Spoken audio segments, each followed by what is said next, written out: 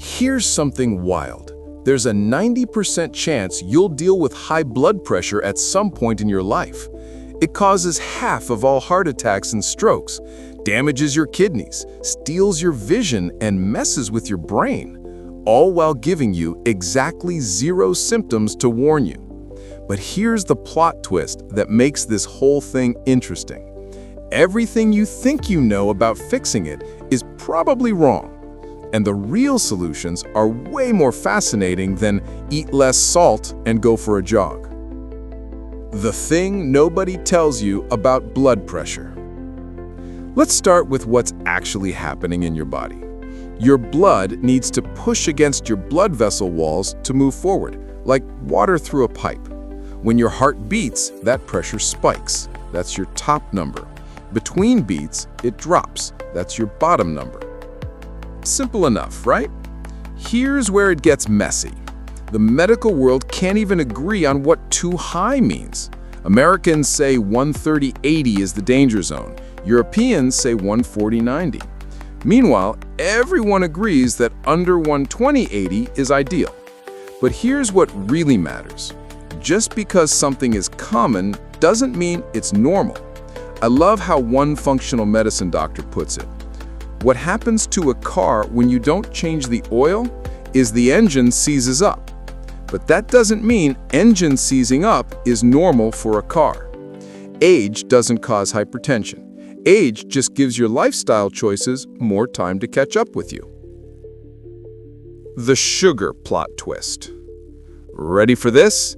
The whole salt causes high blood pressure thing might be the wrong villain origin story. Don't get me wrong, salt matters, but here's what's been hiding in plain sight. Sugar is the real blood pressure terrorist. When your blood glucose spikes, it literally strips away nitric oxide from your blood vessels. Nitric oxide is what keeps your vessels relaxed and open. Without it, they constrict and stiffen. Game over. And here's the kicker. Your body retains sodium to balance out excess sugar.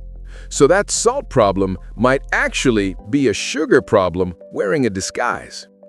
Think about it. We've been obsessing over salt shakers while drowning ourselves in processed carbs and added sugars. Classic misdirection. The Finland miracle and what it actually means. Here's a real-world example that'll blow your mind. Finland put warning labels on high-salt foods and promoted low-sodium options. Nothing crazy, just information. The result? Sodium intake dropped 30%. Average blood pressure dropped 10 points. And, wait for it, heart attack and stroke deaths in middle-aged people dropped 80%. 80%! That's not a typo. That's what happens when you actually address the problem instead of just medicating around it. The exercise revolution you haven't heard about. For years, everyone preached cardio for blood pressure. Run more, bike more, swim more. And yeah, that works, about 5 to 8 points of improvement. But in 2023, a massive analysis of 270 studies found something unexpected. The most effective exercise for lowering blood pressure is holding still. I'm talking about isometric exercise, planks, wall sits, holding a grip, just maintaining constant muscle tension. This drops your systolic pressure by up to 8 points, better than traditional cardio. The theory behind why this works is fascinating. When you do isometric holds, you force sodium and potassium out of your muscle cells. The released potassium then rehydrates your hardened blood vessel walls, basically teaching them how to relax again. It's like turning the thermostat back on. There's even an FDA-registered device called the Zona Plus that was accidentally discovered by the Air Force. They noticed fighter pilots who flew daily had consistently lower blood pressure and traced it back to their isometric grip on the joystick during flight. Now you can recreate that effect in your living room. Wild, right? The mouthwash problem. Yes, really.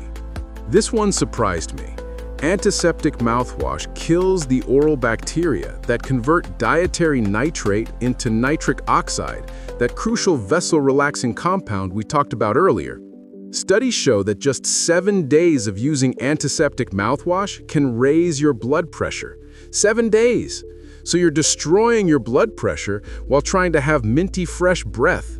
The irony is almost beautiful. What actually works? The real list. Look, I'm not going to pretend this is simple. High blood pressure is a multi-layered problem, which means the solution needs multi-layers too. The DASH diet isn't sexy, but it works. More vegetables, fruits, and low-fat dairy, less processed junk. It drops systolic pressure by 5 to 11 points in people with hypertension. That's medication-level results from food. Potassium is your secret weapon. It's the antidote to sodium. Relaxes vessels, helps your kidneys dump excess salt. Bananas, oranges, sweet potatoes, spinach, beans. Easy wins. But check with your doctor first if you have kidney issues or take certain meds. Sleep apnea is the silent saboteur. If you stop breathing during sleep, your body stays in constant stress mode.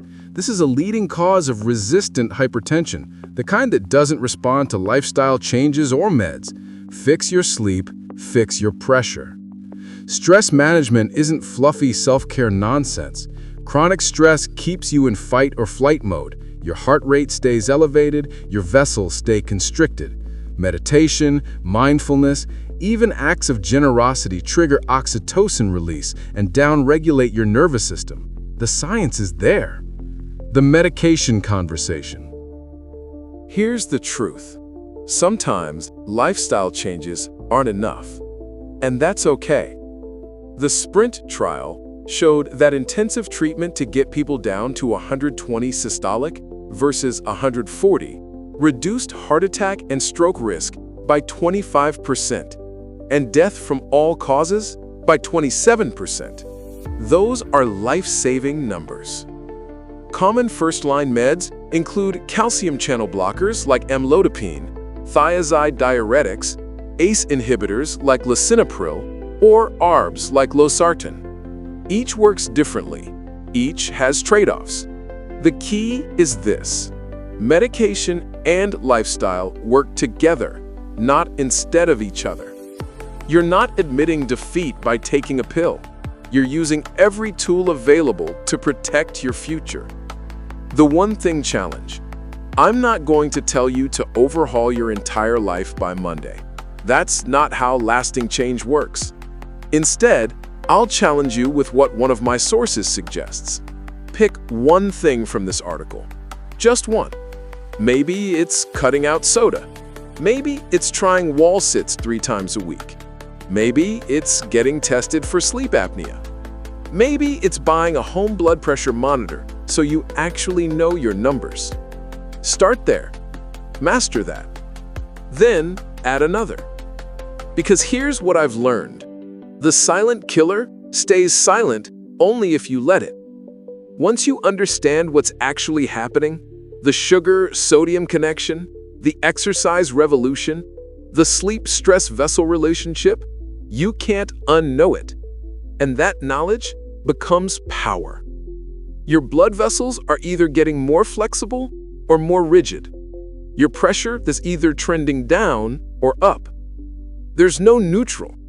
The question is, which direction are you choosing? What's the one change you're going to make this week?